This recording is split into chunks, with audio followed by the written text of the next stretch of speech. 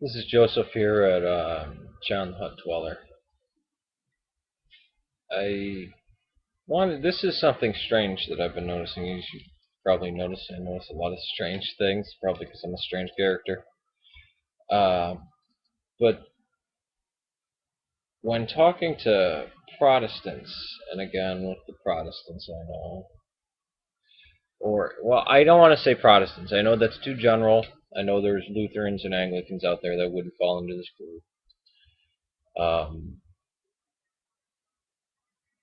But I find talking to younger people under 30 about, well, actually no, probably people under 50 about church and stuff like that, on minor things. When they find out, I dress up to go to, I wear a shirt, a white shirt, a tie, black pants, and black shoes when I go to church.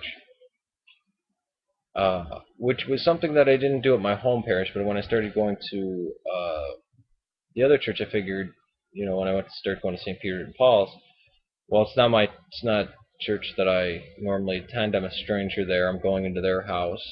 I'm gonna, be presentable. And it was also because, I truly believe that is the temple of God. Those are the sacred things beyond the icons, beyond the royal doors. That's a sacred and holy place. And I have to start reminding myself that that's what that is. That you don't go in chewing gum. You don't go in. Well, of course, I'd never do that. You don't go in just whatever.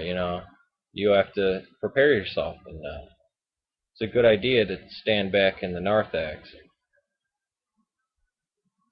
take a minute, and then walk in, not just go in. And I always kept to the tradition of, because with masjids, with mosques, you'd walk in with your right foot. You'd always enter with your right foot, which I think is a good thing to carry over to the church, because when you do something as minor as that, it causes you to remember where you're at.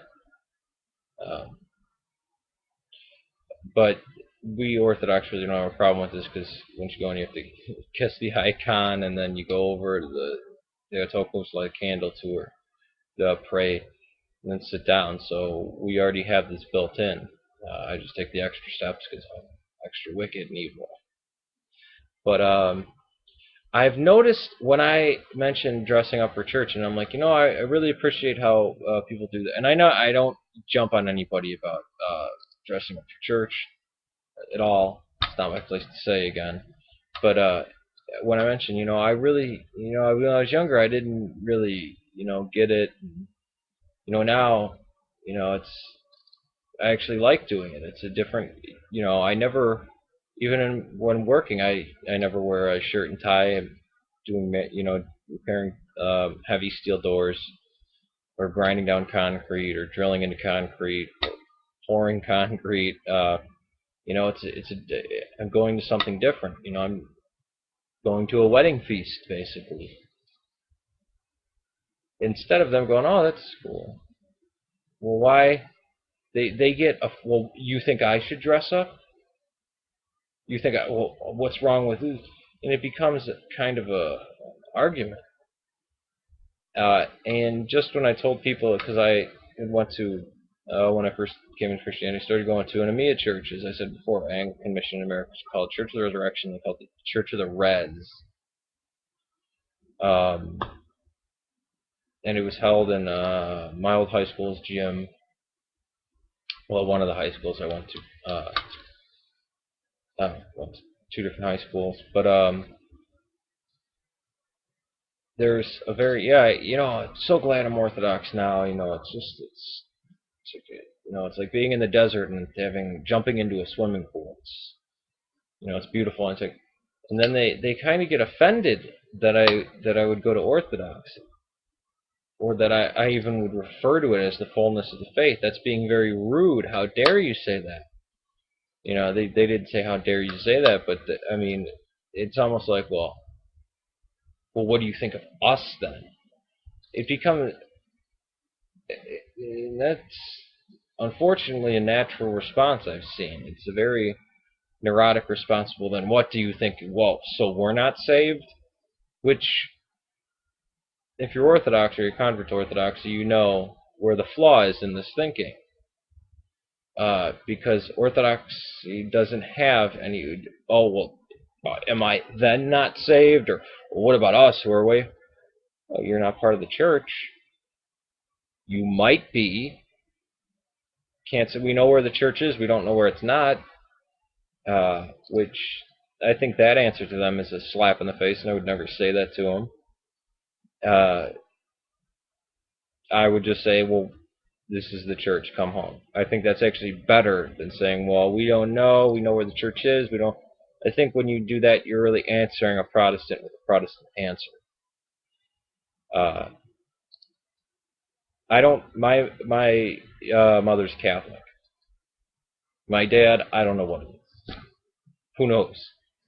My brothers and sisters are kind of a hodgepodge of things. One of my brothers goes to a very Protestant church, and he's always bashing the Catholics. My sister is very, very devout Catholic, and so is her son, my nephew, I love very much. And my other brother and sister don't really care. Well, yeah, we believe in God, but whatever. You know. I'm not in blind fear for whether they're going to heaven or hell like I was when I first started my journey to Christ. Because I was told, well, you're saved or you're not. This and it's very strange when you hear these Protestants say, oh, you're not bogged, thank God for Protestant, I'm not bogged down in church and, with all sin and you have to this and that.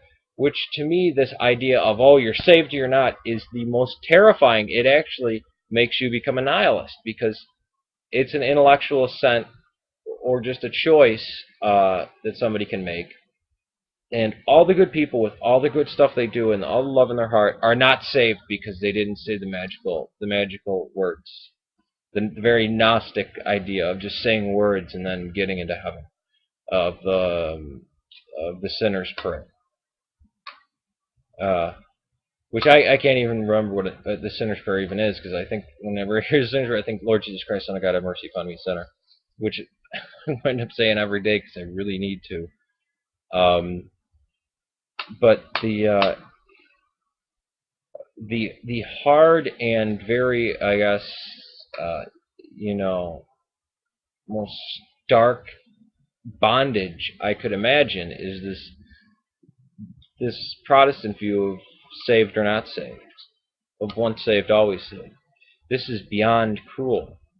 In the Orthodox Church, if a child's animal dies, if one of their friends dies who happens to not be a Christian, they're not told, oh, well, see, that they're going to perish. Maybe they won't say hell, but they're not going into heaven. What about you? Look at your own. And it's all fear-based. Instead of the love of God just pouring and, shattering itself on people and just bathing us in goodness and hope and warmth. And you can see what really people believe and how they feel about God and the church and other people when you talk to them about orthodoxy or you being Orthodox, who's ever watching this, of course, by how they react. Well, what do you think about me? Because that's their relationship with everybody else. I'm saved. I don't know about the rest of you. The rest of you, whatever. I know I'm saved. I hope I can get to you. I hope I have enough time to tell you the message of Christ, but I know which is not, in the Orthodox Church, you are not the center of the world. You are not the center of God's attention. Which I think many Protestants, when they hear that, they think, oh, well, then there can't be a God. As if God needs to do everything for them. They can't do anything, or else there's no God. Which it winds up having the same effect.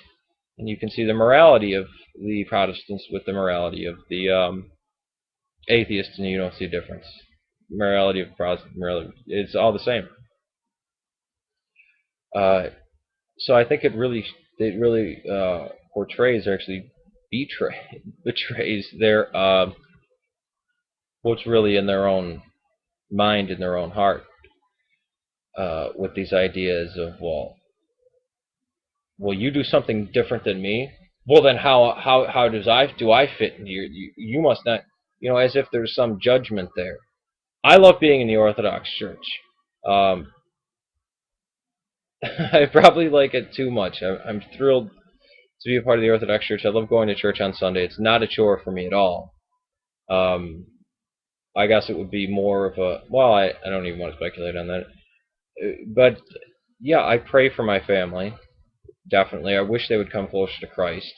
But I'm not going to start beating them over the head. Oh, you need to get chrismated. Come on. Well, we need to do this before you die. I'm not going to be, if one of my family members are on their deathbed, just urging them about Christ and this and that. Because that's not how Christ comes. I'd be telling them how much I love them, and I'd want to be with them and comfort them, which is exactly what Christ did do and what he does. And with Theotokos, she prays for us and the angels and the saints. And it's a very loving community that we're a part of. Those who are on this world and those who are beyond the veil. We're not alone.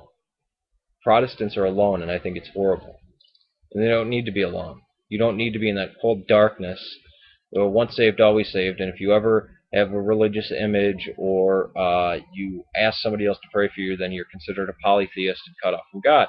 That to me is Islam. That sounds exactly like Islam. And you could see that my godfather always said, well, Protestantism in the East is Islam. Protestant in the West is Calvinism. And I get what he says when he says that. I make these videos to try to get people, to get to people so they don't blow their brains out. Because I was many times at that verge. I tried to medicate myself with drug addiction for the longest time because what else was there? God wasn't relieving any of the pain. I was already going to be saved, but there was no way to walk out my faith in any way, shape, or form meaningful, and there was no relationship to anybody else. And then I found a better opium, a better heroin, and that's the Eastern Orthodox Church. And it's not something filthy. Peace to you. Protestants, and again with the Protestants I know. Well, I don't want to say Protestants. I know that's too general. I know there's Lutherans and Anglicans out there that wouldn't fall into this group. But I find talking to, also because,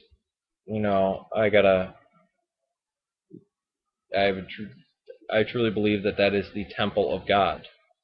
Those are the sacred things, beyond the icons, beyond the royal doors. That's a sacred and holy place.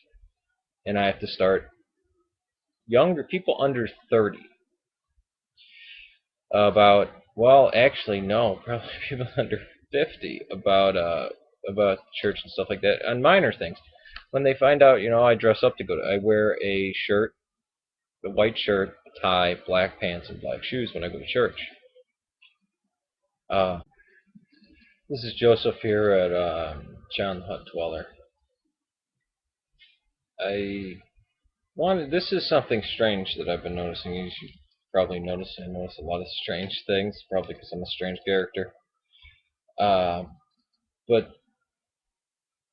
when talking to, which was something that I didn't do at my home parish, but when I started going to the other church, I figured, when I went to start going to St. Peter and Paul's, well, it's not church that I normally attend. I'm a stranger there. I'm going into their house. I'm gonna, be presentable. And it was all